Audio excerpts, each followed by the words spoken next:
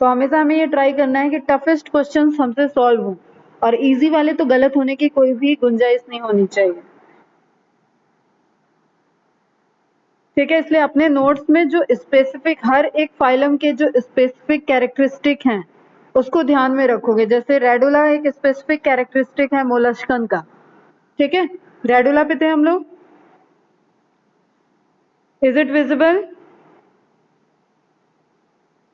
From which lesson? जो अभी पढ़ रहे हो बेटा इसका कंप्लीट कर लो। देखो, एनसीईआरटी के पॉइंट दोबारा लिखने की बिल्कुल भी जरूरत नहीं है। छोटी सी नोट्स बनेगी जिसमें आपको मेरे दिए हुए extra notes, extra points and आपकी खुद की बनी हुई एक समरी होगी। अब उस समरी के लिए आप अलग से पेजेस बना सकते हो हर एक चैप्टर का, क्योंकि वो जब आप रिवाइज करो तो पूरी कॉपी आपको नहीं उठानी पड़े। तो एक छोटी छोटी 2-2, 3-3 पेज की समरी आपकी बनाई हुई होनी चाहिए कि उस पोर्शन से आपको क्या इंपॉर्टेंट लगा, साइंटिस्ट के नेम उसमें होंगे, एग्जाम्पल्स होंगे उसमें, और आप अपने अकॉर्डिंग उसको एकदम समराइज करोगे। जो आपको टफ पोर्शन लगा है उसको आप वहां पे मेंशन कर सकते हो, ताकि जब आप एक देखो जैसे जैसे रिवीजन आप जितने बार करोगे ना उसके अकॉर्डिंग आपका टाइम कम होता जाएगा।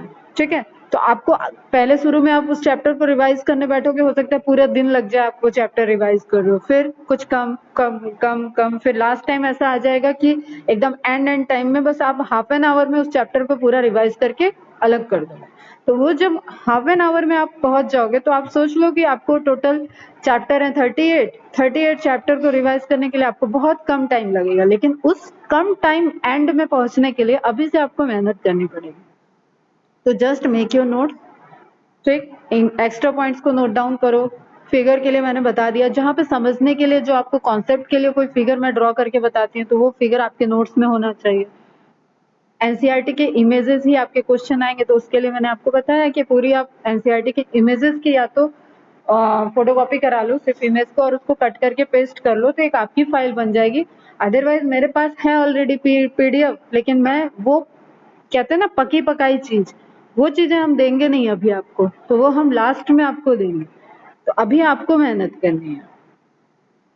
क्लियर है? चलो, छोटे सा ही लेक्चर लेना है, ज्ञान की बातें चलती रहेंगी, पहले फाइलम खत्म कर लेते हैं। तो रेडुला बेसिकली पोर्शन जो है वो माउथ का पोर्शन है, एंड ये हेल्प किस चीज में करेगा? फूड को इनगल्फ करने के लिए, जो भी स्क्रैपिंग वगैरह,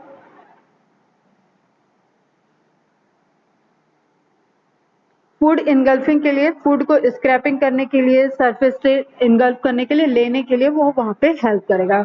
इंपॉर्टेंट कैरेक्टरिस्टिक क्या है? It is a tongue like structure which bears teeth, tooth present होंगे यहाँ पे। ठीक है, आपको दिख रहा है ये इमेज में रेडुलर टीथ। क्लियर है बच्चा? तो गैस्ट्रोपोड अगेन एक क्लास होगी मोलस्का की, जहां पे आपको रेडुला में सरफेस पे टीथ दिखे, रेडुला दिखेगा, वहां सरफेस पे टीथ दिखेंगे, and it will be helpful. और ये एक इवॉल्व फीचर है जो मोलस्का में इवॉल्व हुआ है। क्लियर है बेटा?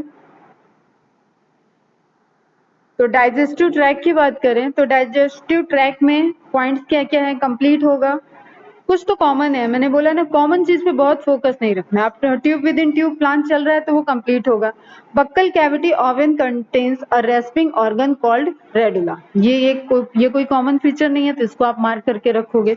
Radula is like a tongue, ये मार्क करोगे। Radula is minutely toothed chitinous ribbon. अगर डायरेक्ट क्वेश्चन आता है कि किस चीज का बना हुआ है टीथ, तो काइटिन का बना हुआ एक हार्ड कवरिंग होगा। Radula is typically used for scraping or cutting food before food enters the esophagus. Anus opens into mental cavity. ये अगेन आपको mental cavity में किस किस चीज की ओपनिंग है बेटा? फास्ट रिप्लाई करो। mental cavity में किस किस चीज की ओपनिंग है?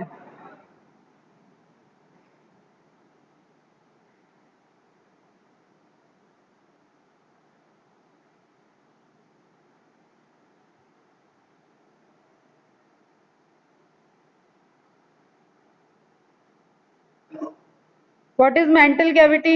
What is the location of mental cavity?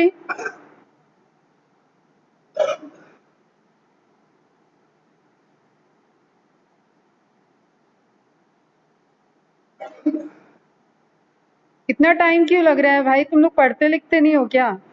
Alam, Pareha, Aashna, Iqra, Manali, what is mantle cavity? What is the location of mantle cavity? मैं इसी क्वेश्चन पे क्लास ओवर कर दूंगी अगर इसका रिप्लाई नहीं आया 1 मिनट के अंदर। 1 मिनट तो ज्यादा टाइम दे दिया। पृथ्वी, श्रुति, सब रिप्लाई करो जरा, what is the mantle cavity?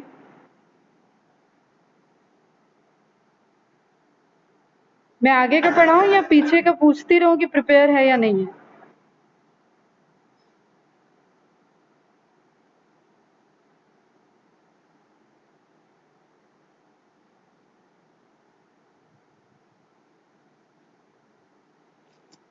Mantle cavity is a layer of tissue that lies between the shell and the body.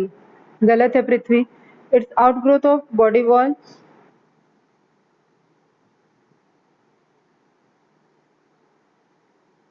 Between mental and body wall, correct. Space between hump and mental.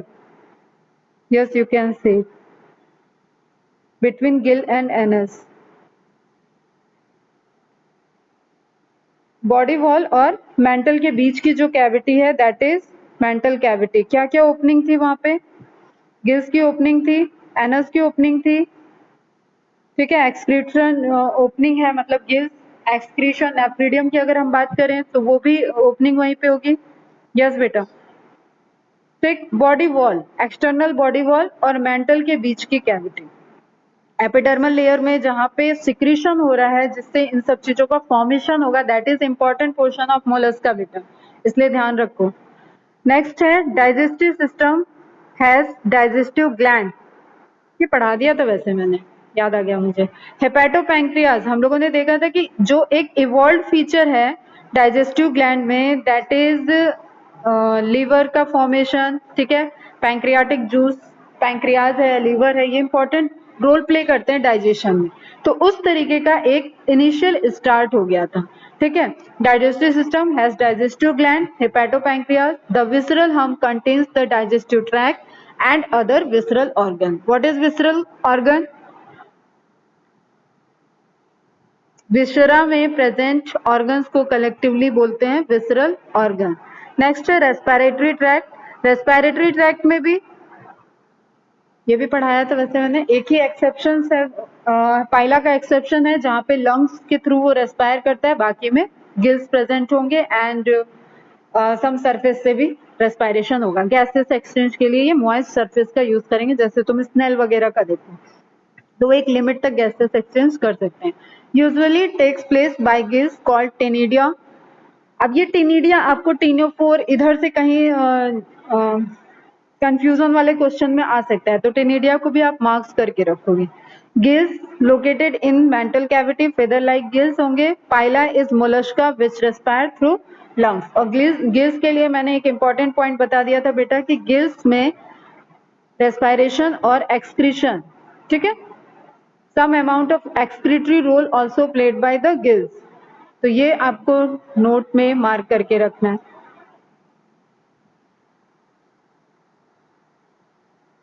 Next one, हम heart की बात करें, circulatory system की बात करें तो first time chamber वाले heart अब रिपोर्टेड हो। क्लियर? मतलब एट्रियम बोलते हैं, ऑरिकल एंड वेंट्रिकल, इनका फॉर्मेशन यहाँ पे क्रिएट हो जाएगा। लेकिन हम लोगों की तरफ 4 चैम्बर डेवलप्ड हार्ट नहीं दिखेंगे, लेकिन वहां से एरोटा निकलते हुए दिखेंगे जो पोस्टीरियर पार्ट में सप्लाई करेंगे, उसको बोलेंगे पोस्टीरियर एरोटा। एंड जो हेड की तरफ आगे की पार्ट में और विसरल फुट वाले पोर्शन में देगा सप्लाई, उस पोर्शन को बोलेंगे एंटीरियर एरोटा। तो ध्यान रखना, ये posterior aorta, anterior aorta, auricle, ventricle, chamber है। लेकिन एक चीज ध्यान जो यहाँ पे रखनी है कि still that is open type of circulatory system, क्योंकि आपको ये जो ट्यूब्स दिख रही हैं कुछ नहीं समझ में आता तो भी फिगर को समझने की कोशिश करो, ठीक है। ये जो ब्लड वेसल्स दिख रही हैं वो पूरी तरीके से क्लोज्ड नहीं है, वो टूटी हुई है। किसी भी वाटर सप्लाई को भी आप कट कर दो तो वहां से वाटर निकल सकता है, ठीक है, वाटर वहां से निकलेगा। इसी तरीके से ये ब्लड की सप्लाई है, तो आपने ट्यूब को कट कर दिया तो वहां से ब्लड निकलेगा। तो that is an open type of circulatory system but more evolve than the arthropoda. उनसे ज्यादा इवॉल्व है क्योंकि यहाँ पे एक कॉमन बॉडी कैविटी में नहीं जा रहा है, यहाँ छोटे छोटे साइनसेस टाइप के स्ट्रक्चर बन गए। क्लियर है बेटा? तो एक आपको ये साइनस दिख रहा है अराउंड विसरा फुट, ध्यान से देखो, ये इमेज बहुत इंपॉर्टेंट है और इस इमेज को अगर ड्रॉ कर लोगे ना तो तुम्हारा टाइम नहीं किल होगा। अगर ऐसा कोई क्वेश्चन आएगा तो ये इमेज ही तुम्हें वहां पे मार्क दिलाएगी, क्योंकि इसका डिटेल आपको नोट्स में नहीं मिलेगा। क्लियर? तो विसरा एंड इन फूड, अब इसको आप रफली ड्रॉ कर सकते हो इस तरीके से, बहुत ध्यान से धीरे धीरे बनाने की जरूरत नहीं है। जस्ट आप कट कर दो, वहां से निकलते हुए आर्टरीज निकलते हुए दिखा और उसको कट कर दो, छोटी सी कैविटी मार्क करके आप उसको लेबलिंग कर लो कि विसरल कैविटी में एक सप्लाई जा रही है, फिर ब्लैडर किडनी पोर्शन में एक सप्लाई जा रही है, गिल्स पोर्शन में एक सप्लाई जा रही है एंड मेंटल पोर्शन में एक सप्लाई जा रही है। तो इस तरीके से देयर आर स्मॉल साइनसेस। ठीक, क्लियर है? बाकी आर्थ्रोपोडा में एक बिग कैविटी थी और उसमें पूरा blood and organ bath in that blood. Is it clear बच्चा?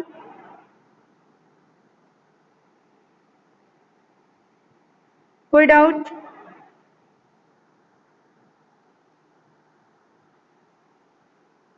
क्लियर? तो सर्कुलेटरी सिस्टम टॉपिक लिखने 5-6 पॉइंट हर टॉपिक में आ रहे हैं, उसको बस आपको रिकॉल कर लो, नोट डाउन कर लो। मोस्टली ओपन टाइम, ओके, देख रहे हैं, चेक करें।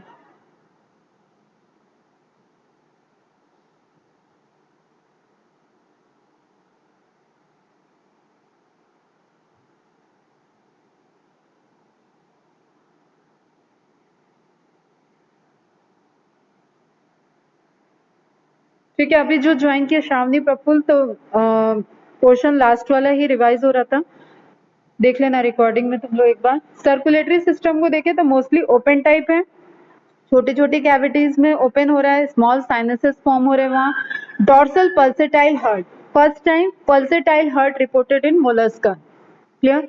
आर्टरीज ओपन्स इनटू साइनसेस, तो हमने देखा अभी डिफरेंट डिफरेंट साइनसेस प्रेजेंट है, डिफरेंट डिफरेंट कैविटी है, वहां पे आर्टरीज ओपन हो रही है। क्लियर? इमेज को रिलेट करो पूरा। ब्लू कलर्ड ब्लड, अब जो इंपॉर्टेंट चीज है वो हमें ध्यान में रखना है कि यहाँ पे ब्लड में हीमोग्लोबिन नहीं प्रेजेंट है, जिस वजह से उसका मतलब प्रेजेंट भी है तो बहुत हाई अमाउंट में नहीं है कि वो कलर डिसाइड कर ले। इट इज जस्ट लाइक जब हमने पिगमेंटेशन पढ़ा था, एल्गी के हम टाइप्स देख रहे थे, तो मैंने बताया था वहां पे कि कुछ कंपोजिशंस होते हैं, कुछ प्रेजेंट होते हैं पिगमेंट, लेकिन जिसका कंसंट्रेशन हाई होगा उसका इम्पैक्ट ज्यादा दिखेगा। सेम वे में यहाँ हेमोसाइनिन बहुत ज्यादा प्रेजेंट होता है, इसलिए ब्लड आपको ब्लूइश कलर के शेड में दिखेगा। अब वो पैटर्न डिफरेंट डिफरेंट होता है, हमें उतने डिटेल में मोलस्कन को नहीं पढ़ना है, बट जस्ट आपको एक आइडिया होना चाहिए। ठीक है? वो वैरी करेगा कि किसमें कितना प्रेजेंट है, उसके अकॉर्डिंग उसका कलर वैरी करेगा। Cephalopoda Mollusca have close circulatory system, again this is important point. ठीक है? सिफेलोपोडा का एग्जाम्पल क्या है? ऑक्टोपस। तो जब हम थोड़ा डिटेल में पढ़ाएंगे आपको, तो हमें एक बार आपको ऑक्टोपस भी पढ़ाना होगा। थोड़ी से कुछ पॉइंट, एक पेज की नोट्स जाएगी ऑक्टोपस से रिलेटेड, जस्ट बिकॉज ऑफ उसमें कुछ ऐसे फीचर्स हैं जो मोलस्का से उसको अलग करते हैं, लेकिन मैक्सिमम फीचर्स ऐसे हैं बेटा जो उसको मोलस्कन के साथ में रखता है, इसलिए वो मोलस्का में है। क्लियर? तो सिफेलोपोडा सर पे पैर, सिफेलो मीन्स ब्रेन, सर, पोडा मीन्स पैर, जिसके सर पे पैर हो, ऐसा कौन है? ऑक्टोपस, स्क्विड्स, ये सब उसमें आ जाएंगे। क्लियर है बच्चा? वहां पे क्या है? Close system, circulatory system close type का है। क्लियर? जो आगे आपको देखने को मिलेगा। ऑलमोस्ट ऑल बेटा, ठीक, वेरिएशंस रहेगा पिगमेंटेशन पे dependent, but almost all. Now heart lies in pericardial chamber. अब जैसे हम लोगों का है ना हार्ट, तो हमारे हार्ट के चारों तरफ एक पेरिकार्डियल मेम्ब्रेन प्रेजेंट होती है। अब डिटेल में अभी नहीं बात करेंगे, जस्ट हम आपको समझाने की कोशिश कर रहे हैं। तो हर किसी का एक प्लूरल मेम्ब्रेन है, तो वो लंग्स के चारों ओर प्रेजेंट है। इस तरीके से अपनी कवरिंग है, लीवर की अपनी एक कवरिंग है, सबकी अपनी एक कवरिंग है। ठीक, तो that is related to cardiologist सुना होगा तुम लोगों ने, हार्ट से रिलेटेड है। तो हार्ट को जो चैम्बर मिला मोलस्कन्स में, दैट इज पेरिकार्डियल चैम्बर। तो you can clearly see here कि यहाँ पे कंपार्टमेंटलाइजेशन भी आपको एक तरीके से देखने को मिलने लगा है। क्लियर? तो धीरे धीरे इवोल्यूशन हो रहा है, धीरे धीरे बढ़ रहे हैं हम एनिमल किंगडम में, कॉम्प्लेक्सिटी बढ़ेगी, तो हर एक चीज को बहुत अच्छे से समझना है और उसका कंपेयर भी करते चलना है। अब यहाँ पे आपको ये इंपॉर्टेंट नहीं रह गया बेटा कि it is triploblastic, it is coelomate, ये इंपॉर्टेंस खत्म हो गई इन फाइलम में, वो इनिशियली इंपॉर्टेंस है। क्लियर? पेरी मीन्स चारों तरफ, पेरीमीटर पढ़ते हो ना मैथ्स में, परिधि, हिंदी में परिधि बोलते हैं ना पेरीमीटर को, सर्कमस्टेंसेस, हाँ, तो उसका चारों तरफ का आप जो एरिया है दैट इज पेरी। ठीक, तो पेरिकार्डियल चैम्बर मीन्स एक ऐसा चारों तरफ चैम्बर है जिसमें हार्ट प्रेजेंट है and composed of separate ventricles and atria. अभी हमने इमेज में देखा, जैसे इस इमेज में देखो चैम्बर भी शो किया हुआ है, आप इसको देखो, ये इमेज देखना बेटा थोड़ा ध्यान से, मैं चैम्बर मार्क कर रही हूँ, दिस इज चैम्बर। ठीक, अब इस चैम्बर को देखो, आप यहीं पे टर्मिनोलॉजी पे ध्यान देना, पेरिकार्डियम, एक मिनट मैं इनलार्ज कर रही हूँ सिर्फ चैम्बर वाले पोर्शन को एंड देन अगेन आपको बता रही हूँ, ध्यान से फोकस करना बेटा, ठीक है। दिस इज पेरिकार्डियम, तो ये क्या हो गया, ये जिस एरिया को कवर कर रहा है वो क्या हो गया बेटा, वो चैम्बर हो गया पूरा। अब ये कैविटी, पेरिकार्डियल कैविटी, पेरिकार्डियम के अंदर की cavity that is pericardial cavity, and ये आपका वेंट्रिकल वाला पोर्शन हो गया, ये आपका ऑरिकल वाला पोर्शन हो गया। इज इट क्लियर बेटा? ठीक है, कोई कंफ्यूजन?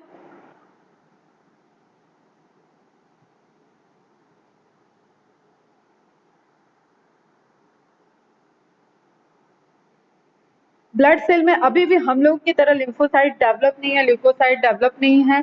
यहाँ पे क्या है, अमीबोसाइट सेल्स हैं। अगेन ये इंपॉर्टेंट पॉइंट है बेटा मोलस्कन का, amoebocytes present in blood and haemocyanin, जिस पिगमेंट की हम लोग बात कर रहे हैं that is dissolve in plasma. Is it clear? Plasma में डिजॉल्व रहेगा एंड ब्लड के साथ वो सर्कुलेट करेगा। यस यस, पेरिकार्डियम कैविटी कह सकते हो आप, इसलिए उसको पूरा चैम्बर बोल दिया गया। अब जस्ट आप ऐसे देखो, एक ये बाउंड्री दे दी मैंने किसी की, अब इसके अंदर आपका रूम है, अब हम कहें कि मनाली इसी रूम में तुम पढ़ना है, इसी रूम में तुम्हारा बेड है, इधर सोना है, इधर तुम्हारा म्यूजिक थिएटर, तुम कुछ भी लगा लो, एक्सरसाइज कर लो, डांस कर लो, लेकिन तुम इसी कमरे में रहोगे। ठीक, तो वैसे ही हार्ट का एक चैम्बर हो गया, उसको हमने बोल दिया पेरिकार्डियल चैम्बर। ठीक, लेयर की बात करेंगे तो पेरिकार्डियम, कैविटी की बात करेंगे तो पेरिकार्डियल कैविटी। तो जिस तरीके के पॉइंट से इस तरीके से चीजें बढ़ती जाती हैं। क्लियर बच्चा?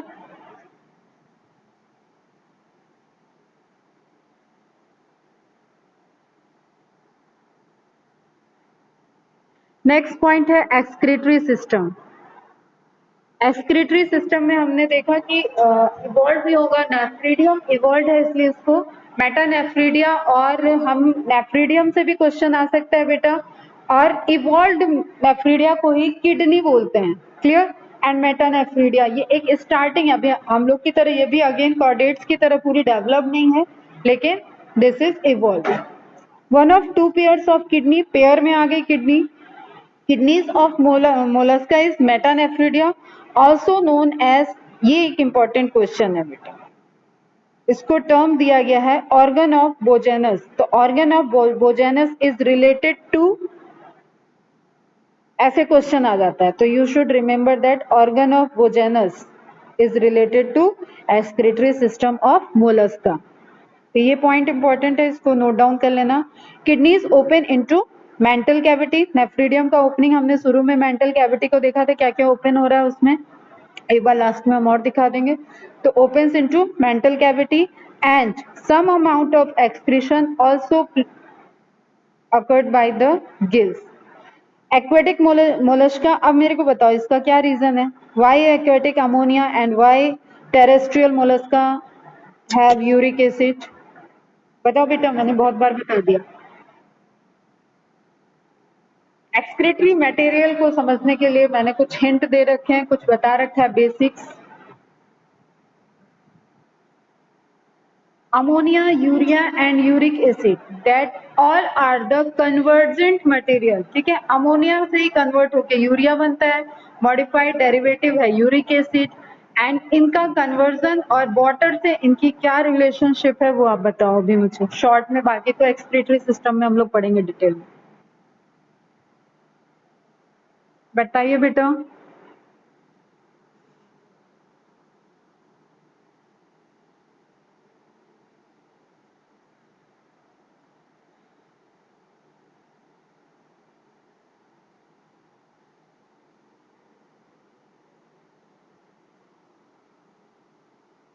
रिप्लाई करो बेटा।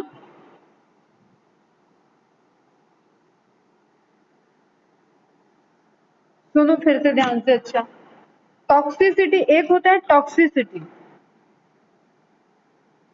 जो वेस्ट है मतलब वो टॉक्सिक है बॉडी के लिए, इतना तो कॉमन सी बात है बेटा। जो हमारे शरीर से बाहर निकल रहा है इट मीन्स कि वो हमारे शरीर के लिए उसमें न्यूट्रिटिव वैल्यू नहीं है। डिकम्पोजर के लिए हो सकती है, बैक्टीरियल ग्रोथ करने के लिए हो सकती है, but that is toxic to animals body. ठीक है, जिससे भी कुछ एक्सक्रीट हो रहा है वो टॉक्सिक है। क्लियर? अदरवाइज बॉडी यूज करती है उसको। तो यहाँ फिल्ट्रेशन के बाद जब ब्लड से टॉक्सिक मटेरियल निकल रहा है, अगर मोर टॉक्सिसिटी की बात करें, ठीक, तो अमोनिया मोर टॉक्सिक है than urea than uric acid. अब टॉक्सिसिटी कम पता चले, टॉक्सिसिटी कम हो, बॉडी को कम हार्म करे, तो उसको रिलीज करने के लिए इसको जितना ज्यादा डाइल्यूट कर दें, हम वाटर ऐड कर दिए, डाइल्यूट फॉर्म में ये बॉडी से एक्सक्रीट हो गया, तो हमारी बॉडी के लिए जब तक ये बॉडी में मतलब फिल्ट्रेशन टेक्निक में रहा तो वो कम हार्मफुल रहा। देखो रटोगे तो हमेशा कंफ्यूज रहोगे, समझ लो इस चीज को। Ammonia is more toxic than urea and uric acid. उसको कन्वर्जन के बाद यूरिया यूरिक एसिड में जब एनर्जी यूज करके कंजम्पशन कन्वर्जन करते हैं उसका, तो टॉक्सिसिटी लेवल डाउन हो जाता है और वाटर का कम रिक्वायरमेंट होता है। तो वो एक्वेटिक जो भी एनिमल होगा उनके पास एबंडेंट ऑफ वाटर प्रेजेंट है, एबंडेंट ऑफ वाटर प्रेजेंट है, वाटर को इन्गल्फ किए, ब्लड में वाटर और सारा एक्सक्रीशन में वाटर अमाउंट हाई रख के एक्सक्रीटरी मटेरियल जो कि ज्यादा टॉक्सिसिटी को शो करता है अमोनिया, लेकिन डिजॉल्व है वो वाटर कंटेंट उसमें ज्यादा है, इसलिए वो रिमूव हो गया। यूरिया टॉक्सिसिटी कम है, कम वाटर रिक्वायर्ड है, तो यूरिया हो गया। यूरिक एसिड जैसे तुम्हारे स्पाइडर बर्ड्स ये सब चीजें क्या हो गई, इनके पी में ही मिक्स रहता है एक्सक्रीटरी मटेरियल, एक्सक्रीटरी डिस्चार्ज में। और जब हम एक्सक्रीशन की बात करें तो that is always related to metabolic wastage, ठीक है, not related to your digestive wastage, ये ध्यान में रखना। मेटाबॉलिक वेस्टेज, और मेटाबॉलिक वेस्टेज में जो भी डिग्रेडेशन होता है उसमें जो नाइट्रोजन कंपाउंड्स बनते हैं उनको रिलीज किया जाता है मेनली, बाकी सॉल्ट आयंस बहुत सारी चीजें होती हैं वो हम लोग एक्सक्रीशन सिस्टम में देखेंगे। लेकिन जो लेवल है, जो लेवल ऑफ एक्सक्रीशन डिवाइडेड है ammonotelic, ureotelic, uricotelic, that is based on the nitrogenous wastage. तो जो नाइट्रोजनस वेस्ट होता है उसको रिलीज करने के लिए वाटर अमाउंट जिस तरीके से यूज होता है उसके बेसिस पे क्लासिफाई किया गया। Ammonia more toxic, more water needed, aquatic animal, ठीक है। टेरेस्ट्रियल यूरिया जो वाटर इनगल्फ करते हैं, जैसे हम लोग हैं वाटर पीते हैं हम लोग, तो हम यूरिया को सिक्रीट करते हैं, एक्सक्रीट करते हैं मतलब। एंड देन जो आप देख रहे हो बहुत सारे ऑर्थ्रोपोडन्स में, बर्ड्स वगैरह में, ये वाटर को इनटेक नहीं कर रहे हैं, बहुत कम करते हैं, तो इनका एक्सक्रीटरी मटेरियल यूरिकोटेलिक हो जाती है, ये यूरिक एसिड में हो जाता है। अब फिर से हम ये कभी नहीं बताएंगे जब तक हम लोग एक्सक्रीटरी सिस्टम तक नहीं पहुंचेंगे। तो ये बार बार टर्म्स आते हैं, एटलीस्ट उसके बेस समझो। तो यहाँ पे क्या लिखा है बेटा, एक्वेटिक मोलस्का क्या होगा excretory material, ammonia. Terrestrial Mollusca क्या होगा excretory material, uric acid. Clear? Okay. Next है nervous system. Nervous system is again evolve. Clear?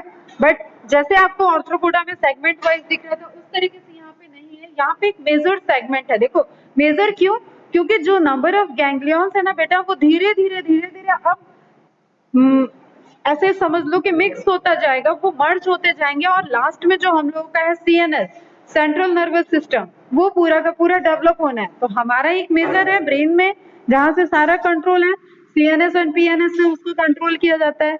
इस तरीके के स्ट्रक्चर में पहुंचना है एनिमल्स को, तो जस्ट आप ये रिलेट करना, पहले nerve net, nerve fibres, then ganglion, ganglions के नंबर कम होंगे और फिर एक मेजर रिंग, मेजर ब्रेन बनेगा, एंड देन आगे पूरा कंट्रोल इसी से होगा। Is it clear?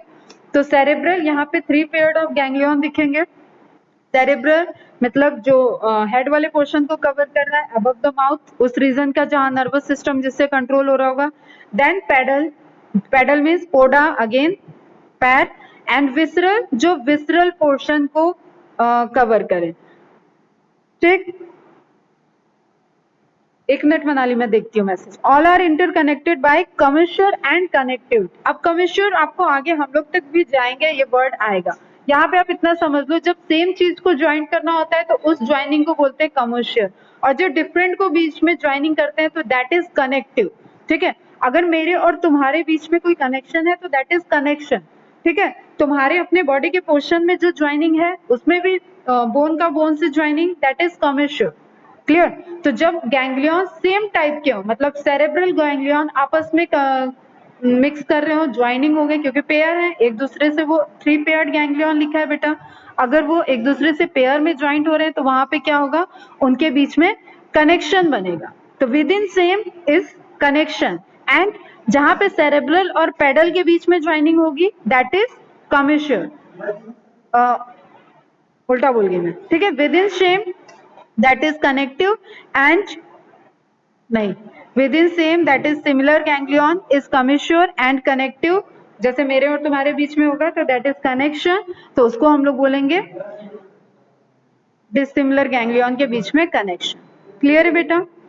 Again soon low, cerebral के 3 पेयर्ड गैंग्लियन दिया हुआ है टोटल। सेरेब्रल के दोनों पेयर के गैंग्लियन के बीच में जो कनेक्शन है दैट इज कमिश्योर, एंड जो दो अलग अलग जैसे सेरेब्रल और पेडल गैंग्लियन के बीच में कोई कनेक्शन होगा तो दैट इज कनेक्टिव। ठीक, connective joints between dissimilar ganglion and commissure joints between similar ganglion. Is it clear? तो आर्थ्रोपोडा के कंपैरिजन में यहाँ पे लार्ज गैंग्लियंस प्रेजेंट हैं। ठीक है, मेजर पोर्शन को वो कवर कर रहे हैं। आप इमेज को देखो तो अब इस इमेज में हाईलाइट किया हुआ है गैंग्लियंस को।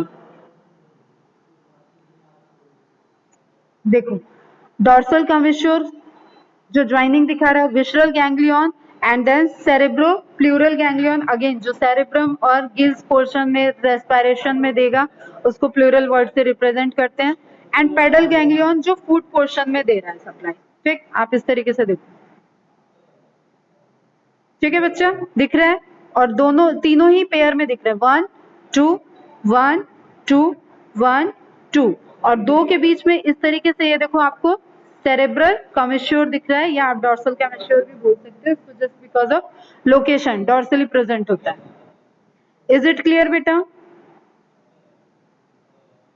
समझ में आया? कमिश्योर क्या होगा, कनेक्टिव क्या होगा? Okay good.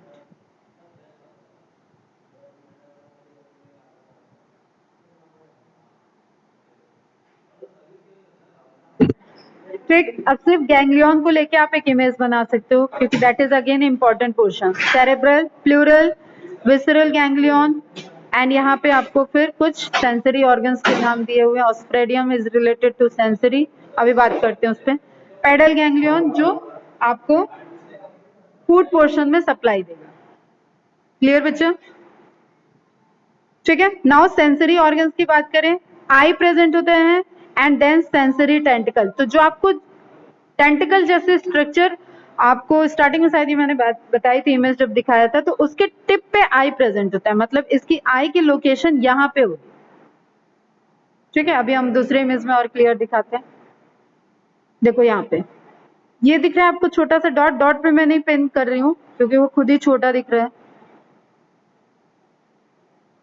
जस्ट ध्यान दो, यहाँ पे जो पास में ब्लैक डॉट दिख रहा है। ठीक है, तो जो टेंटिकल्स निकले हुए हैं उसके ऊपर आईज है, ऐसे हेड के सरफेस पे आई लगी हुई आपको नहीं दिखेगी। ठीक है, फिर ये एक जिसपे आई नहीं है, ये पूरी तरीके से सेंसरी हो जाएगा, मतलब सेंसरी तो ये भी हुआ, देखने में सेंस कर रहा है, लेकिन ये कैसा रहेगा, कैमो टेम्परेचर, ठीक है, इस तरीके का सैंड को सेंस कर रहा है, इस तरीके की क्वालिटी को सेंस करेगा। क्लियर? और एक इंपॉर्टेंट है ऑस्फ्रीडियम, जो टेम्परेचर केमिकल सेंस करेगा। ठीक, इस तरीके के आपको सेंसरी ऑर्गन्स डेवलप दिखेंगे, सेफेलोपोड्स में भी डेवलप रहेंगे। तो सेंसरी ऑर्गन्स, ये लेक्चर ओवर होगा बेटा, फिर से ज्वाइन मत करना, वहीं पे एंड कर देंगे। सेंसरी ऑर्गन्स में आईज आ गया, स्टेटोसिस्ट पहले भी बता चुके हैं, बैलेंसिंग के लिए इंपॉर्टेंट रोल, मतलब बॉडी के बैलेंस में रोल प्ले करेगा। Osphradia for testing chemical and physical nature of water. Clear? Chemical क्या होता है, उसके अंदर केमिकल कैसे प्रेजेंट है, फिजिकल मतलब उसका टेम्परेचर कैसा है, इज इट सुटेबल और नॉट। कभी कभी आप देखो, एक जनरल ऑब्जर्वेशन की चीज है, गर्म पानी की तरफ आपको कोई एनिमल इस तरीके से जो उसके लिए फेवरेबल नहीं होगा वो उस तरफ मूव नहीं करेगा, जैसे ही वो टच करेगा वो वहां से हट जाएगा। Ospiridia is important, testing chemical and physical nature of water. Water कैसा है फिजिकली उसके चेक करने के लिए ऑस्प्रिडियम यूज होंगे। Sensory tentacles present at the anterior head region, head, beard, mouth and sense organ. ये सारी चीजें जो अभी हम लोगों ने आई वगैरह देखा उसके लिए। Now last portion is reproduction. Reproduction is generally dioecious, मतलब most of the organisms are not hermaphrodite. दो इंडिविजुअल इन्वॉल्व होंगे सेक्सुअली रिप्रोडक्शन के लिए, रिप्रोडक्शन सेक्सुअली होगा। Clear? Male gamete and female gamete different organism में बनेंगे, सेपरेट मेल एंड फीमेल।